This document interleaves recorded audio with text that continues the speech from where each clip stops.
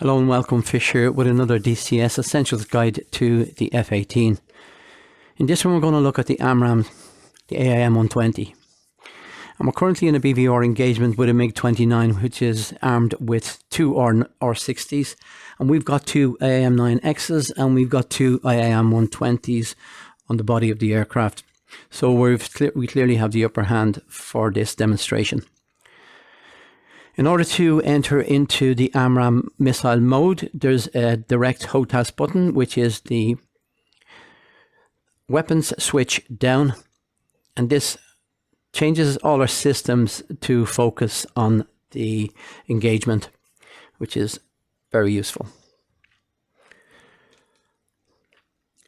So we're not going to do much on the MFCD or the DDI symbology here. We're going to focus more on what happens in the hood. The DDI and the radar, the APG-73, is covered in a separate video. So with that in mind, I'm going to unpause, and also we're going to change a couple of the parameters on the radar screen. We're going to go from RWS to TWS mode, and we're going to show the symbology in TWS mode. We're then going to, when we get close into the target, we're going to see the difference between TWS and we're going to lock on the target, and we'll see the symbology changing from the square target designator to a diamond. We'll explain this as we go. I'm going to unpause now and weapon select switch down, and we're into our AIM 120 mode. And we can see this from the large circle, hash circle on the screen, and under that we have a visual indicating that we're in visual mode. The missile designation is above that, which is AC, A for AMRAAM, C for the variant, so it's an AIM 120C, and we've got two on board. Now, this mode is probably not very useful unless you're close in and you have a target out in front of you and it behaves as similarly to the way, for instance, an AIM 9 would behave with the shoot queue in front of you. So if there's a target ahead, you can fire at that target. It's a mode that should be considered carefully before using it, because you could end up locking onto a friendly target. So we're going to unpause now and we'll change to TWS mode.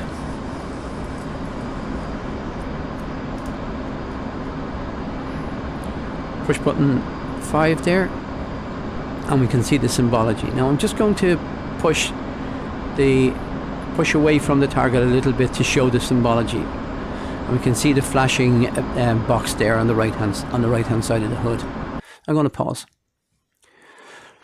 So let's go through these pieces one by one.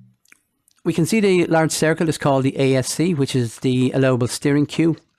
And we also see the square to the right hand side there called a target designator cue. Now the target designator cue, when the contact is within our hood range, is actually where our aircraft is pointing. We're pointing directly towards that, and it's where the enemy aircraft or the contact is in the sky.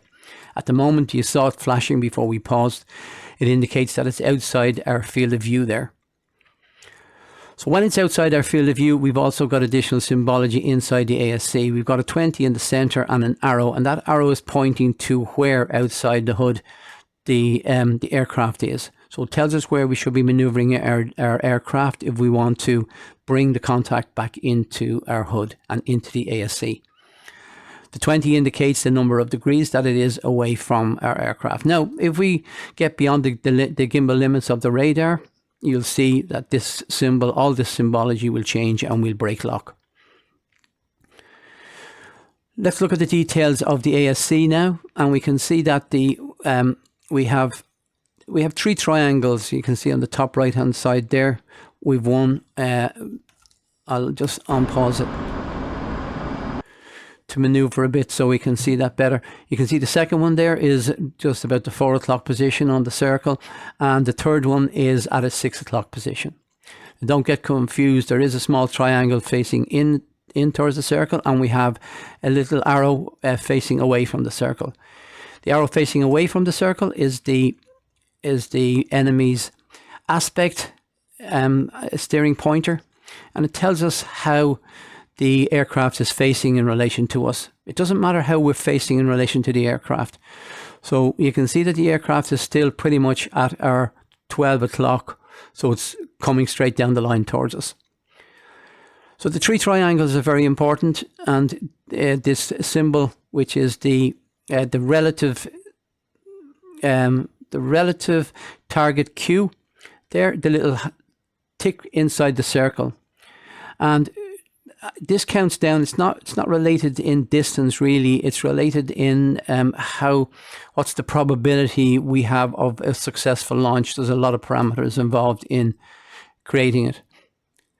So as this comes down, we come to the first triangle, and the first triangle is called Rmax, and it's the maximum allowable range for firing. If we fire a missile outside that range, we're pretty much going to lose the missile and it's going to be wasted. If the relative Q comes inside the first triangle, we've got a good probability of success. Second triangle is called RNS or RNE. It's called the no escape range. And if we get the tick box inside that and then we shoot, we've got a very high probability of success, almost guaranteed. Third triangle is the RMIN, which is the minimum range at which we should shoot, so we should not really shoot inside that range. So we'll see as we maneuver closer to the target, this tick box is going to fall down. And once the tick box falls down inside the first triangle, if we bring our target designator Q inside the ASC, we get a shoot or an in-lar Q depending on which radar mode we're in. I can see at the moment the radar mode we're in TWS mode. And the square indicates that the target is not, it's unknown. It could be a friendly or it could be an enemy. And it's only when we actually lock the target that we get the IFF information, which designates the target, and it will come up with a diamond indicating that it's definitely an enemy at that stage. A slight difference in the shoot queuing. When we have the box there, we end up with an in-lar queue. It's called, I don't know why it's different, but it's in launch acceptable range for that target. And when we've got a diamond, when we definitely know the target's an enemy, it comes in there as a shoot queue. And we get a corresponding queue on our canopy rail indicator up there. Finally, you can see we have a line there and we have a 29. So even as we are at the moment, our radar has identified our contact as a MiG-29. So I don't know why this would not be a diamond at this stage. Anyway, that's pretty much it. The last couple of pieces there, you can see we have a closure rate of 1100 PC. We have a range to the target of 24 miles, and we have an activation timer there on the bottom. It's 33 ACT, and this tells us that if we launch our missile now, we're going to have to maintain lock on the target for 33 seconds before it goes autonomous. After that, we'll get this queue. It'll change to a TTG queue. So with that in mind, let's on pause now and let's move back in towards our target.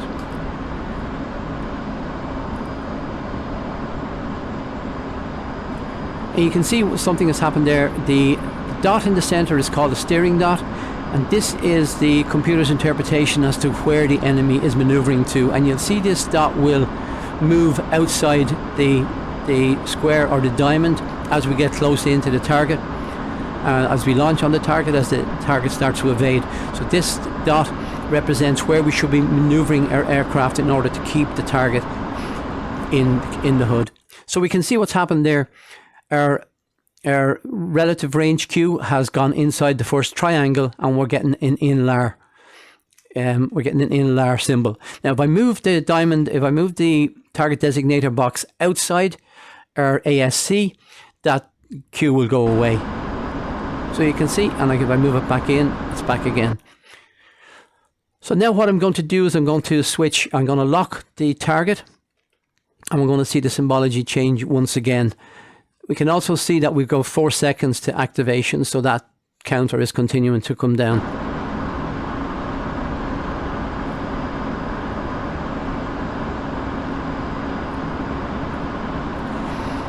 Okay, I'm going to pause again.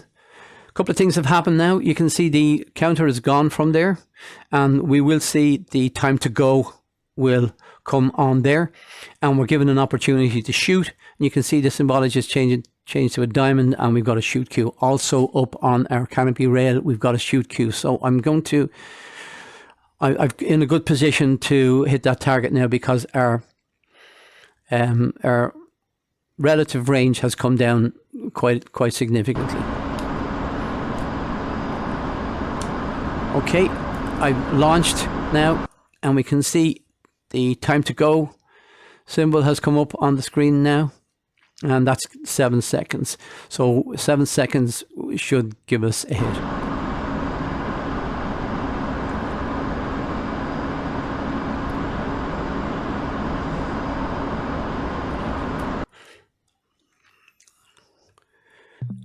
So the target has come out of our hood field of view, and we can see actually our missile has hit it.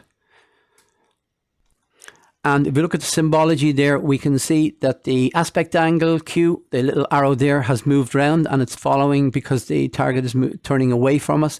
We also see the steering dot has moved well outside the designator box. So that pretty much covers all the symbology.